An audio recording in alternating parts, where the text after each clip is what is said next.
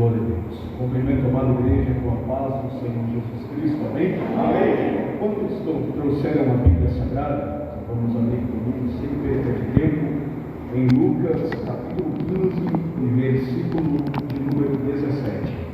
Lucas capítulo 15, versículo de número 17. Agradeço ao pastor André pela oportunidade, agradeço a Deus por minha vida, eu também louvo a Deus pela vida da minha esposa, sempre está comigo na oração, a mulher que incentiva aquilo que Deus confiou a mim. Lucas capítulo de número 15, versículo de número 17. Quantos encontraram, digam amém? Amém. Vamos fazer a leitura. E caindo em si, disse: quantos trabalhadores de meu pai têm abundância de pão, e eu aqui pereço de fome? Levantar-me-ei e irei ter com meu pai, e dir-lhe-ei: Pai, pequei contra o céu e perante ti, já não sou digno de ser chamado teu filho, faz-me como um dos teus trabalhadores. E levantando-se foi para o seu pai. E quando ainda estava longe, viu o seu pai, e se moveu de íntima compaixão, e correndo lançou-se ao seu pescoço e o beijou. E o filho lhe disse: Pai, pequei contra o céu e perante ti, já não sou digno de ser chamado teu filho. Gostaria de fazer a leitura de outro versículo, mas não precisa mim. O versículo que diz em João, capítulo 3, versículo de número 16, que diz: porque Deus amou o mundo de tal maneira que deu o seu Filho unigênito, para todo aquele que nele crer não pereça, mas tenha a vida eterna. Podem sentar. Irmãos, estamos diante de um texto que é mais uma das parábolas que Jesus contou. E na Bíblia Sagrada, Jesus contou, segundo alguns teólogos, cerca de 40 parábolas. A palavra parábola no grego significa parábole, ao lado de. A palavra parábola, ela é utilizada para fazer uma comparação com uma verdade que Jesus sempre pregava para o povo. Jesus era um dos maiores pregadores, melhor dizendo, Jesus foi o maior pregador que da sua época até hoje ecoa a sua santa e gloriosa palavra. Jesus pregava por parábola para trazer uma compreensão melhor acerca da verdade que ele queria dizer naquele momento. E quando nós se deparamos com as parábolas de Jesus, existe uma barreira cultural que nos divide. Por que existe essa barreira? Ora, pois aquele povo a quem Jesus dirigia as parábolas era um povo judeus. Então, quando Jesus pregava, Jesus estava falando certamente de algo que era cultural à sua época, que era pertinente à sua vida, pertinente ao seu cotidiano. Então, para entendermos algumas coisas da Bíblia Sagrada, para entendermos alguns fatos e alguns costumes da Bíblia Sagrada, nós precisamos recorrer a livros como dicionários, comentários bíblicos, dicionários que trazem a etimologia da palavra. Portanto, dentro dessa questão, a teologia, ela nos ajuda. Embora eu não tenha curso de teologia, eu sou amante das coisas concernentes à teologia, pois a teologia ela não anula a chama do Espírito Santo, muito pelo contrário, ela dá mais amplitude para entendermos aquilo que está sendo dito na palavra de Deus. A Bíblia é nossa única regra de fé, mas os livros, dicionários, comentários bíblicos, eles são uma extensão da Bíblia Sagrada que nos ajudam a dar mais compreensão do texto. Por isso que eu não largo os meus comentários bíblicos, por isso que eu não largo as minhas ferramentas de estudos bíblicos. E quando nós se deparamos aqui com essa parábola, Jesus está pregando para o povo e ele quer dar um ensinamento para o povo. Todas as parábolas de Jesus, elas falam acerca de um significado. Por exemplo, quando nós olhamos em Mateus no capítulo de número 25, a parábola das 10 virgens, ela está falando acerca da volta de Jesus, daqueles que não foram ao casamento, da reunião com Cristo, porque foram loucas, ou seja, desprezaram o momento do casamento. Jesus também fala da parábola do bom samaritano. Ele está querendo trazer a mentalidade do povo a exercer a compaixão em seu coração, se lembrando daqueles que estão caídos, daqueles que estão necessitados. Todas as parábolas de Jesus, elas sempre têm a intenção de trazer algo, de despertar algo no coração do povo. E quando Jesus está pregando essa parábola, aqui existe um contexto histórico, um contexto cultural. Essa parábola ela é muito conhecida por todos que estão aqui nessa noite, pois ela trata acerca de um filho este que abandonou a casa do seu pai, filho este que deixou a intimidade do seu pai para ir ao mundo. Então a parábola reúne três personagens. Primeiro, o pai, três personagens protagonistas. O pai reúne o filho e o seu irmão mais velho. E diz a Bíblia que um certo homem tinha 2 filhos. Imagino eu que este homem era um homem próspero, um homem de posses, um homem de gado, um homem de ovelhas, um homem rico, que tinha prosperidade financeira. E ele tinha 2 filhos. Um dos seus filhos era mais novo e outro do seu filho era mais velho. Porém, o filho mais novo disse para o pai: pai, reparte comigo a herança, dai-me a minha parte da herança. Acerca da herança, havia algumas leis mosaicas que garantiam a herança. Lá em Deuteronômio, capítulo 21, versículo 17, Moisés ele fala acerca da herança, e a maior parte da herança era dada para o filho primogênito. Se a herança representava 60%, o 100%, o filho primogênito herdava a maior parte, herdava o dobro da herança, ou seja, o filho primogênito ele tinha 70% da herança, enquanto o filho mais novo ele tinha apenas 30% da herança, ele ficava com a menor parte. Então o filho mais novo decidiu nesse dia pedir a herança ao seu pai. Ora, esse filho habitava na casa do pai, esse filho morava com o seu pai, pois naquela época geralmente os jovens, os homens ficavam com o seu pai. Não era como hoje, que geralmente os filhos mais velhos, quando chegam a uma certa idade, eles querem ser o dono do seu próprio nariz, querem ganhar a sua vida financeira através do seu emprego, através do seu trabalho, construir sua casa, comprar o seu carro. Naquela época o filho ficava por mais tempo com o pai, porque o pai tinha possessões, tinha terra, então ele precisava dos seus filhos dentro da sua casa para administrar as coisas, para administrar o campo, para administrar os animais, para administrar os servos, e ninguém mais de confiança para administrar algo dentro da casa do pai do que o próprio filho. E o filho pediu a herança do seu pai, mas havia um testamento que dizia que a herança só era dada quando o pai morria. Então o filho passava a herdar parte da herança do seu pai.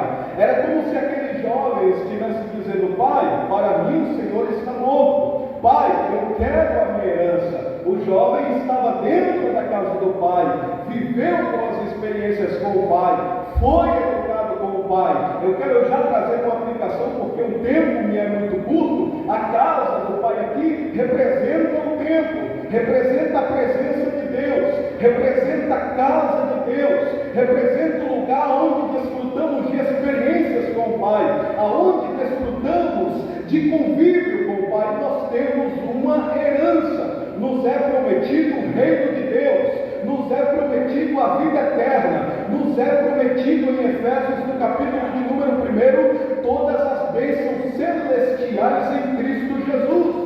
Mas a herança aqui se tratava de algo financeiro, se tratava de herdade financeira. O jovem pega a herança para gastar a herança no mundo. Então esse pensamento de pedir a herança, acredito eu que já estava pairando há muito tempo no pensamento do jovem. Ele não decidiu-se ao entrar da casa do pai apenas motivado por uma noite, não, por um dia. Esse pensamento já pairava na mente do filho. Quem sabe ele dizia consigo: como deve ser o mundo lá fora, como devem ser os prazeres do mundo, como deve ser a vida do mundo lá fora, pois eu estou há tanto tempo aqui com meu pai e agora eu quero desfrutar lá do mundo lá fora. Mas perceba que o texto diz que o pai deu a herança para o seu filho. O pai, ele deu o livre-arbítrio o seu filho. Quem sabe, pastor André, o pai poderia dizer para o filho: não, filho,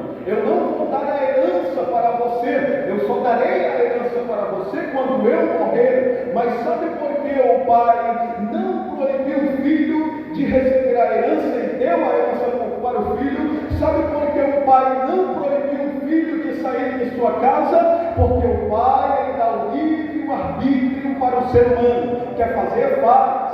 Quer ir, vai. Quer provar, prove. Quer fazer o que lhe apraz, faça. Deus, ele nos deixa a nossa vontade dentro do aspecto do livre-arbítrio para tomarmos decisões, mas saiba que as decisões que tomamos podem gerar consequências, podem gerar reações. A Bíblia diz em Gálatas, no capítulo de número 6, tudo aquilo que o homem semear, isso ele ceifará. Se ele semeia na carne, ele vai colher na carne, mas se ele semeia no Espírito, ele vai colher no Espírito. E o jovem, ele sai da casa do seu pai, ele vai para uma terra longínqua, uma terra geograficamente longe da casa do seu pai. Então ele corta laços com o seu pai, ele corta um vínculo com o seu pai. Não é apenas a distância geográfica, mas ele se distancia nos sentimentos da casa do seu pai, ele se distancia no seu raciocínio da casa do seu pai. Agora o jovem sai de um lugar onde ele desfrutava de uma intimidade, de uma comunhão, para viver em um mundo que oferece prazeres. Então ele pega a sua herança e começa a gastar, vai nos prostíbulos, gasta na mesa dos amigos, gasta com coisas supérfluas para satisfazer os seus próprios deleites, para satisfazer os seus próprios prazeres. A vontade de obter o prazer no mundo falou mais alto no coração daquele jovem do que a vontade de estar na presença do Pai. A vontade de experimentar o que o mundo oferecia no coração daquele jovem falou mais alto do que o aconchego do abraço do seu pai, do que a mesa e o banquete preparado pelo seu pai. Então aquele jovem, ele vai gastando tudo que ele tem, porque o mundo, ele é assim. O mundo, ele atrai as pessoas, o mundo, ele apresenta os seus atrativos. Ele está dizendo: eu estou aqui para lhe oferecer. O mundo, ele coloca o prazer acima da vida. O pai na casa, ele colocava a vida acima do prazer. Quem sabe aquele pai aconselhava o filho: filho, no mundo, se você for para um prostíbulo, as prostitutas, por uma noite elas vão tomar tudo que você tem, você vai ser apenas um objeto. Filho, no mundo você vai encontrar amizades, mas nem todas as amizades, elas são verdadeiras. Se aproximarão pessoas de você com a intenção apenas de obter algum determinado interesse. Depois que elas obterem esse determinado interesse, elas vão te largar. Você vai se tornar descartável e não vai valer mais nada. Mas aqui dentro da casa do seu pai você tem um valor. Aqui dentro da casa do seu pai você tem uma história. Aqui dentro da casa do seu pai você tem a proteção paterna. Ei, não troque a proteção paterna, não troque a proteção divina, não troque os momentos de comunhão por prazeres supérfluos, por prazeres que o mundo coloca, que estão acima da vida. Em 1 João, no capítulo 2, versículo de número 15, João diz: não ameis o mundo, nem o que no mundo há, porque tudo que há no mundo, há a concupiscência da carne, há a soberba da vida, há também a concupiscência dos olhos. Quando Eva e Adão estavam no jardim, foram atraídos pela concupiscência dos olhos.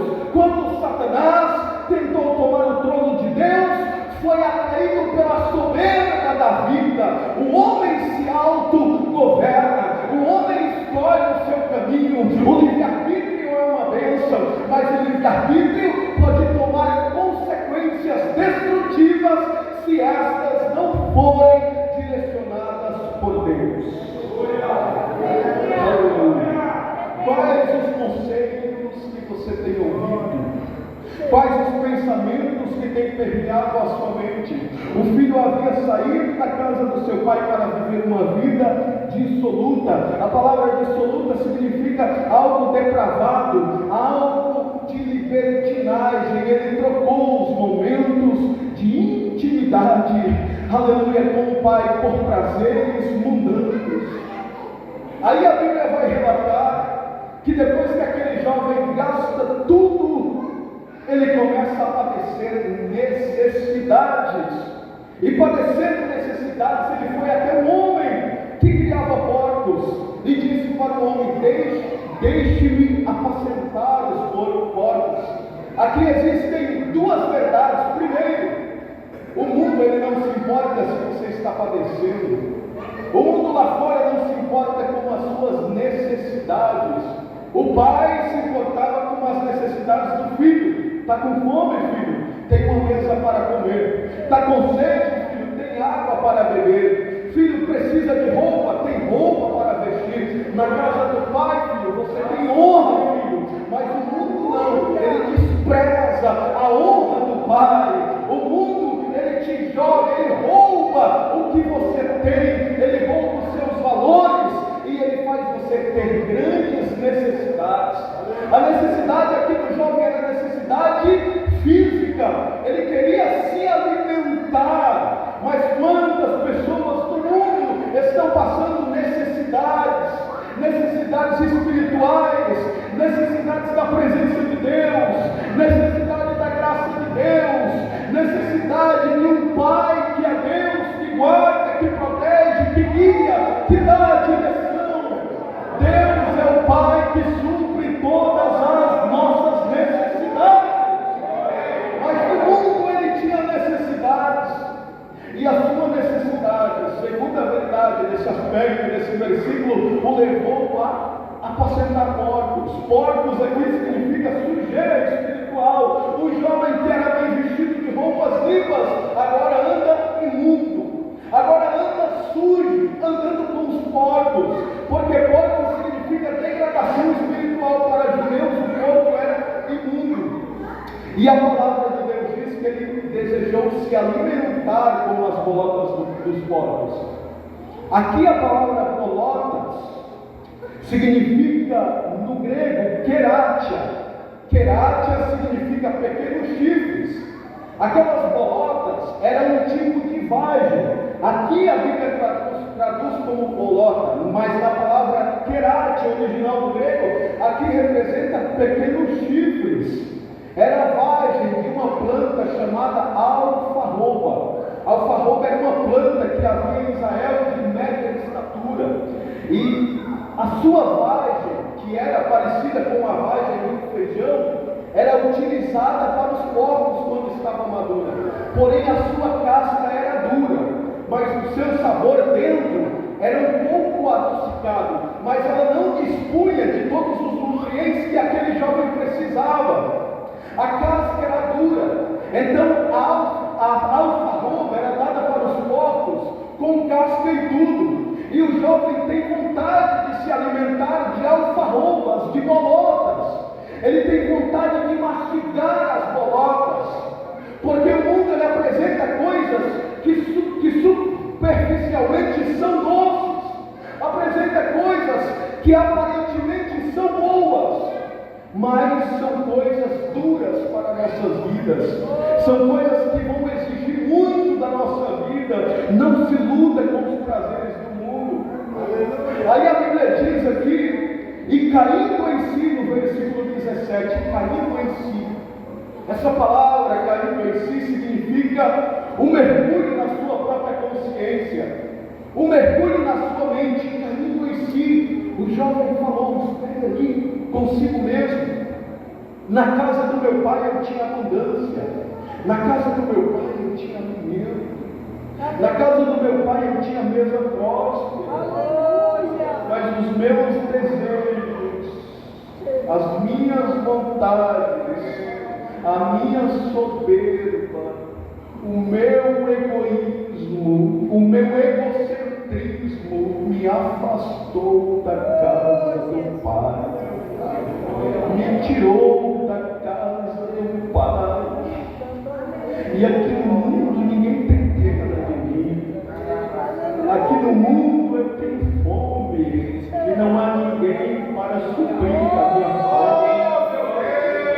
Lá na casa do meu pai, eu cuidava de ovelhas. Aqui no mundo eu cuido de porco. Na casa do meu pai eu tinha comida de qualidade. Aqui no mundo eu só tenho paz, gente. Ah, como era bom os banquetes na casa do meu pai. Ah, como era bom os momentos de intimidade na casa do meu pai. Mas eu estou tão longe